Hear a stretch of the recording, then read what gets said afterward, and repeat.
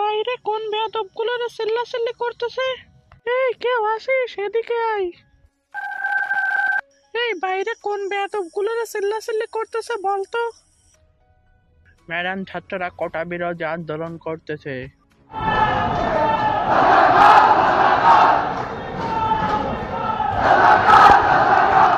এবার তুই দেখবি এই বেয়াদবগুলোকে আমি কি করি।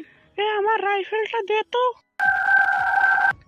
এই, এখন কে কোথায় গেলি? সাহস থাকলে আমার সামনে এসে দাঁড়াতো দেখি। বাহ, তোর তো অনেক সাহস দেখতেছি।